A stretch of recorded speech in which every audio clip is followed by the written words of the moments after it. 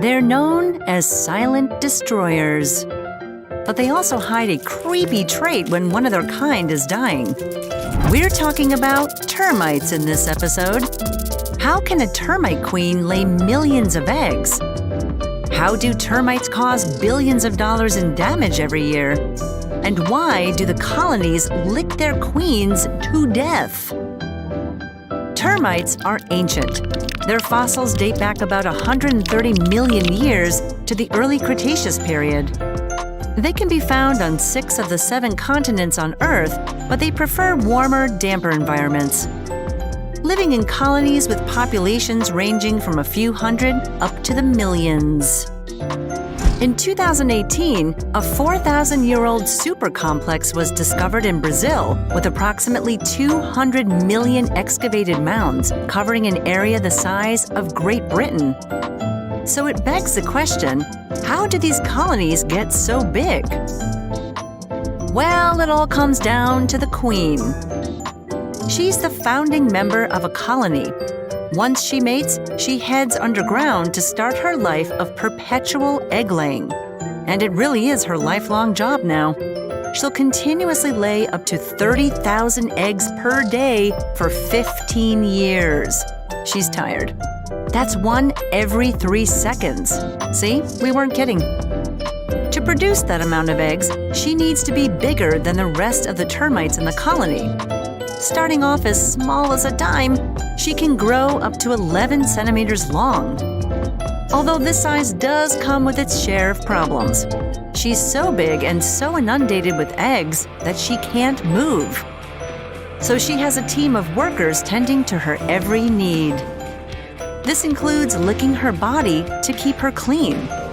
It gives a whole new meaning to housekeeping. After laying around 250 million eggs and being fawned upon continuously the entire time, her life comes to an end. And the workers aren't done yet. They will start licking her more aggressively, not to clean her, but to devour her. This cannibalistic trait is not fully understood, but there's probably good reason for the workers to do it. Probably didn't get any overtime. Termite colonies are giant nutrient recycling machines. It's no wonder they don't let the queen's body decay away.